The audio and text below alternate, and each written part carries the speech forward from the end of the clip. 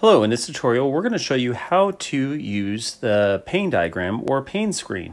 The first thing that you're going to want to do is to assure that you actually have this enabled. If you're on an unlimited subscription, or you can go ahead, if you're not under subscription, purchase this module one time.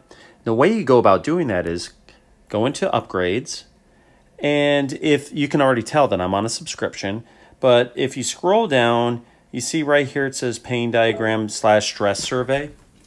With that enabled, all you're going to need to do is when you have a new evaluation, so I'll go into a new evaluation, if this person needs a pain screen, you just click right here and then select pain screen. And then here what you're going to do is you can have the patient, or you can show where their problem is. Come down here and click done. And then we're going to go ahead and show that they have a problem here. Maybe give them a little sciatica on the other side. Okay. And then you can also do 0 to 10. So I'll go ahead and move this to give a 5 out of 10. And then you can scroll through if you want. Here, we're going to go ahead and scroll through different problems. Okay. So if they had, say, numbness in their hands, different things like that, you can go ahead and choose what you want to do here. Okay. I'll go ahead and also put in, they have low back pain.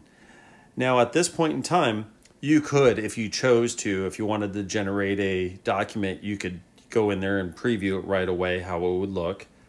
But this is also part of, if I go back in to their case, it's here, I can generate it from there.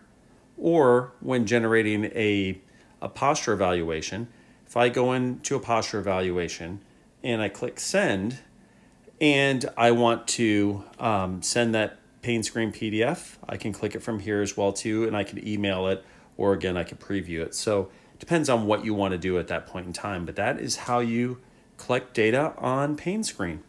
If you have any other questions, reach out to us at support@posturescreen.com. Thank you.